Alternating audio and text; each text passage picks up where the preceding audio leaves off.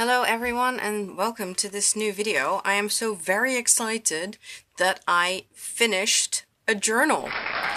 It's always the best feeling. It doesn't seem to happen very often, especially with the very thick art journals, but this isn't a very thick one. This is a fairly thin one actually.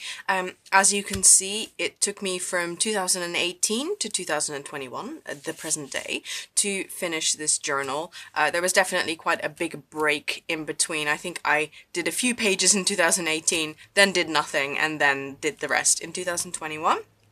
So let me just quickly tell you what this journal is, because I know that lots of you will want to know. So this is a Sea White of Brighton, acid-free 140 GSM, A5 journal. It is a stapled binding. It is a super cheap one. This one I didn't actually buy myself. I got this from my friend Marike Blokland from bloknote.nl. She had some of these made with her own logo on it, but even without the logo, this is the standard Sea White of Brighton A5 stapled journal with 40 pages or 20 sheets. I love this journal because it is cheap. I think the regular sketchbooks cost about £1.50 or maybe £2 each. I have been using them for many years. This is probably the third or fourth that I have filled, and I've got a few more kind of waiting in the wings to get started. It's cheap, the paper is great, stands up to everything that I want to throw at it, which is mostly mixed media layering.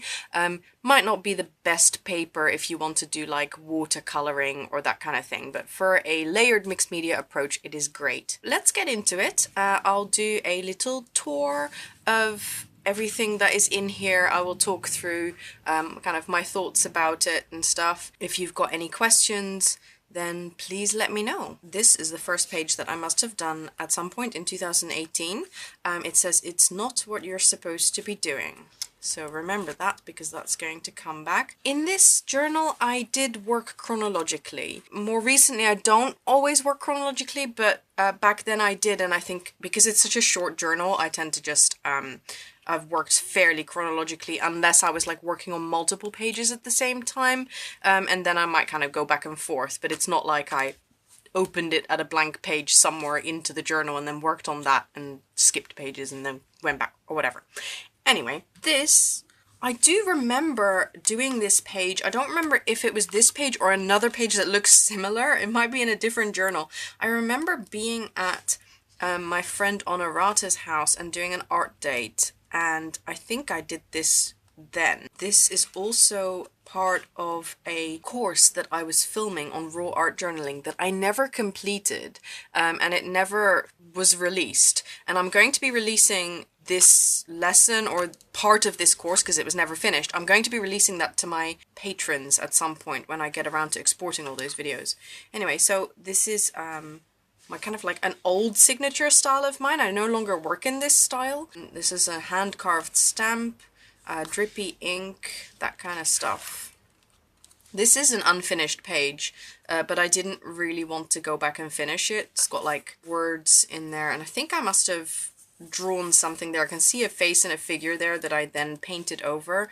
So obviously wasn't happy with whatever it was that I was doing on that page, but then never finished it. But that's okay. I'm happy to leave this as a kind of a memory of what that was. Into the shadow, all those things I want to explore. This might have been a lesson. I want to say I did a lesson, either this or something like this, on Book of Days maybe, but I've definitely done something like this as a lesson. And this is like, it's really grungy and textured, and I think I used clear gesso, which gives you this really nice matte texture that you can then do lots of like colored pencil on top of. It's really nice and yummy, and then you get these kind of streaks as well from applying that with I think I must have applied it with a coarse brush. I love it. I no longer really do stuff like this, but when I see this, I kind of want to go back to it.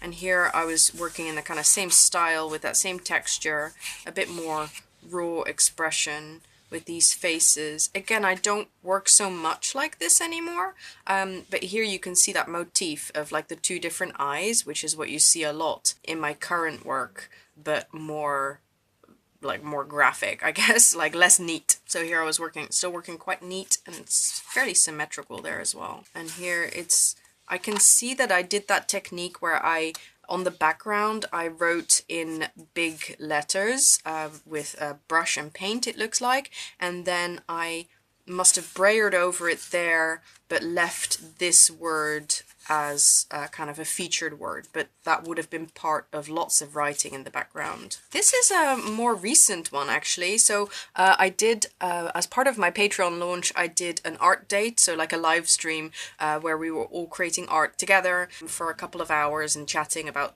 creativity and all that kind of stuff, art supplies. I created this during that live stream and wrote art date just to remember it. I can also see that there is a tea bag here that I put in as a kind of collage material, and there's lots and lots of layering in here, layering in the background and then layering here in the hair and in the face and stuff. This is another one of those pages that has clear gesso on it. I can just like I don't think you can see it, but the feel of this page is very different from the feel of this page. This is much more smooth, and this is much more kind of like almost like sandpaper. It's very satisfying. This is actually an unfinished page that I took a picture of, and then when I took the picture of it, I was like, I like the picture so much that I realized I just want to keep it this way, even though it is unfinished. But I really like it. I actually like these kind of unfinished, vague eyes. And then also the really strong colors. Like usually I would just work on top of it and kind of push that into the background so that you get a hint of the color. But here you just get the really strong pieces of the yellow and the blue and then the red around it. So yeah, it's interesting. Sometimes when you get to a certain stage of an art journal page, even though you haven't completed your process, it's kind of like those stages can be really interesting. And obviously you can take a picture and continue finishing the page, but also you could just leave it like this. I mean, that's what an art journal is for, right? It doesn't have to be finished, and you can experiment. So yeah, I really like this. I made this into a sticker for my patrons. I think I want to say this was on holiday because I picked up some art supplies that I had left at a friend's house. So all of a sudden I had all these colors that I didn't use in my work very much recently because I didn't have those paints. So I think it was the yellow and that kind of grassy green and also a pink. And all of a sudden I had these supplies, so that kind of came into this piece, which is why it looks a bit different from the colors that I was usually working with. I really liked it. Lots of scribbling, writing. It says I feel, I feel, I feel, I feel all around the page. Kind of my signature style of just this layered, raw, quirky art journaling. This is a bit more raw even. There's lots and lots of writing. Doing something real.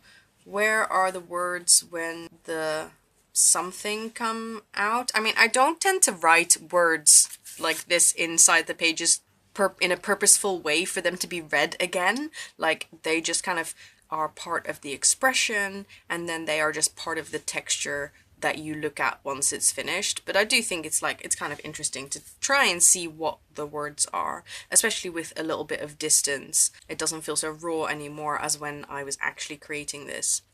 This isn't necessarily my favorite page. I feel like I don't love that eye. Like I like this better. It's a bit too, I don't know exactly what it is. I just don't love it, but I like the fact that I made it. This is one of my favorite things that I have made.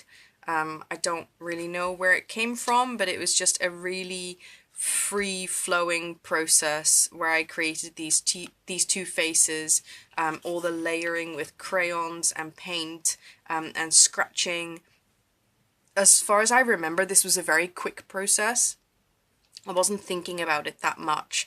And even when I say quick, I might have still spent quite a time on this, but it was just the feeling of like it just came out and became what it is without too much thinking, without too much like deliberating and choosing supplies. It just came out, and I love it when that happens. It doesn't happen all the time, but definitely happens for me more often in an art journal, especially an art journal that I don't feel precious about, which is why I think it is great to use cheap art journals rather than ones that you've spent loads and loads of money on. This is another one that I really like. So these ones I think I made into stickers for my Patreon as well. Yeah, again, that same process. Exactly like this one, just scratchy and quick and not really thinking about it. I think I did this one on holiday as well. Layering of paint and then of the crayons and then kind of scraping to really distress everything. Maybe some left-handed work there with these kind of pencil swirls and the pen. Just all very kind of wild and energetic, and getting that all out onto the page. This is a little bit of a departure of what I usually do, but this was actually me trying to illustrate a dream that I had had, a nightmare actually, and it was such a clear nightmare that I had, and it had such clear imagery of like this darkened doorway and a staircase, and then this kind of female figure with curly hair kind of drifting down the stairs, and I really felt like I wanted to work that out into an artwork.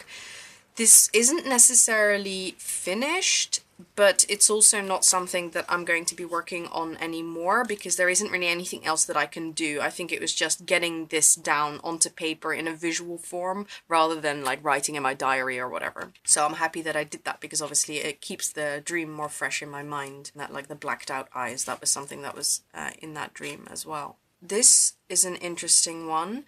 It says this chaos inside blind, and then blind is kind of covered over with paint. Very weird and strange in a way. Like, I don't think this is the most attractive piece, but I do think it is one of my more expressive pieces, and it's kind of like when I work, there's such a kind of push and pull between working in the way that I'm used to and creating, you know, these faces that is kind of like my signature style, but then also pushing the envelope and doing stuff that is just frankly pretty weird. And it's sometimes difficult to let yourself go and let your mind and your hand and whatever go in a direction that isn't the trodden path, you know, that isn't, oh, I'm gonna make the face look this way that I always make the face look.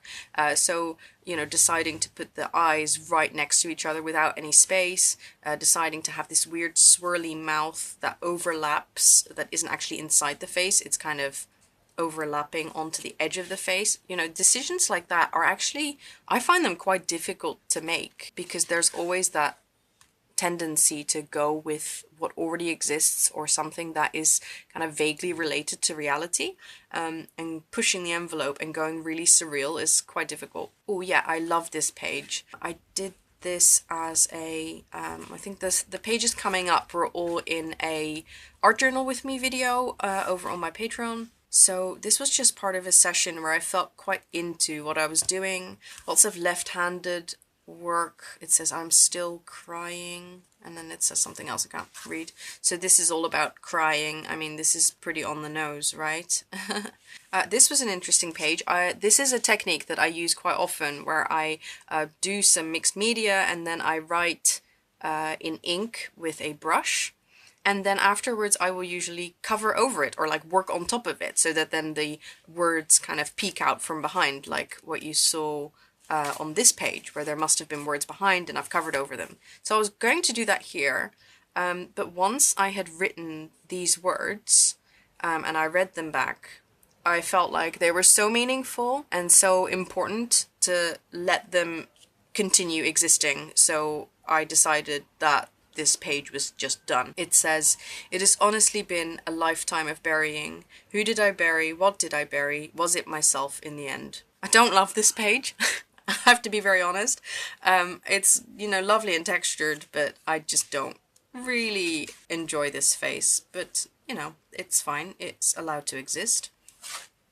Oh, this was interesting. I was experimenting with some grey acrylic gouache, I think, on this page. And I created this face and it was very grey and very flat as well, not very textured. And I just realised I didn't really like it. So then I worked on top of it with much more kind of textured and scratchy and quick techniques. And it turned out like this, and with that swirly eye, and it's got text here, it says, "It is already inside my head." And then the same text is kind of repeated in pencil and stuff like that. So yeah, I quite like this page. This is actually some work that I haven't even shared yet on Instagram. I usually share all my work on Instagram, but I just haven't had a chance to take pictures of this yet. So another one of those super textured, distressed, grungy faces, which I've really gone to town on the paper here. It's really buckling and, you know, it's kind of saying, don't throw any more at me, you have abused me. So, yeah. Anyway, I don't want to speed up. I think that's probably a bit more, it's not about making speedy artwork, it's about development, I think, and like taking your time, and I don't want to speed up. I don't want to have to do everything so fast and before I'm ready. I think that's what this is about. It wasn't necessarily what this was about when I was making it, it's just what I'm thinking about now that I'm seeing it. Yeah, I use all of these similar colors, like, so there's a kind of a cohesion, even though each page I will use different supplies, you know, whatever I feel like, but there is a kind of a cohesive thread through these different art supplies that I grab, because they are always fairly similar. My brain is inside out.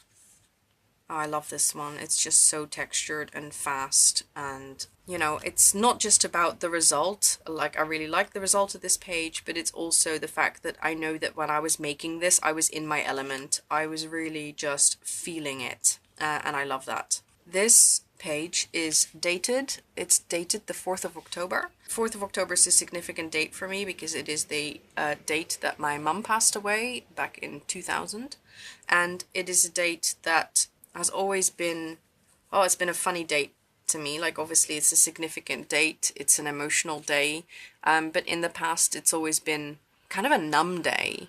And more recently, let me wait for the siren. And more recently it's actually been less numb, because I am engaging with it a bit more head on, and you know, feeling my feelings and stuff like that. And what I do on the 4th of October for the last few years is I will make sure that I make time for art. So I made time for art on the 4th of October, and then I date the art that I do.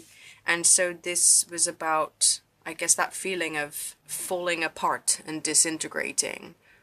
So I guess it's about grief, and I was in a way illustrating a feeling, which I don't usually do. I don't usually have an idea beforehand of what I want to express or what I want to illustrate or how I want it to look, but this idea of illustrating this feeling of just being a pile of bones on the floor, being dust, having kind of disintegrated into ashes or dust, that's what I was trying to express here. And I'm actually, even though this is very different from what I usually do, this is, it turned out in a way that I wanted, well, in the way that I wanted, so it kind of, it expressed what I wanted to express.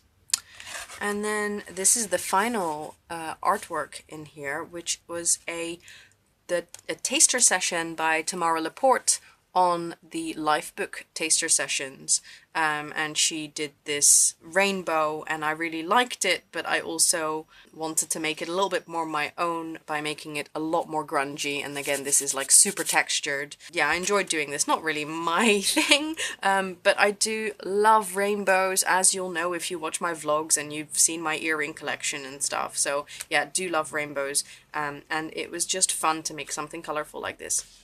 And then this message to myself, where it says, "It is what you're supposed to be doing," which references back to this where it says, "It's not what you're supposed to be doing," because I seem to recall that this was about that feeling of like, oh, all these things that I'm doing, art and whatever, like this feeling of like, I need permission, and oh, I'm always doing the wrong thing. And it's taken a long time to feel legitimate in my own expression, that it doesn't have to fulfill any purpose or be what people want it to be, that it can just be what it is, and that when I am doing my art, it is what I'm supposed to be doing. And so that's kind of like my message to myself at the end of this, next to this beautiful rainbow with words kind of expressive words, saying to myself, this is what you're supposed to be doing. And that's kind of what this journal feels like. This journal with all of these pieces is super meaningful to me. There's obviously the satisfying feeling of like, I have filled a journal, but it's not just the finishing, it is also just what is in here and what it means to me and what it means to be going through a process and sticking with it for, you know, since 2018 up until now, and saying that that is worthwhile for me to do, for me to come back to, and for me to finish in this case. So I hope you've enjoyed this little art journal flip and talk through. I hope you're well. Thank you so much for watching. If you enjoyed this video, please give it a thumbs up. Maybe subscribe if you're not subscribed already, and leave a comment if there is anything that you would like to say or ask. I will see you in the next video. Bye!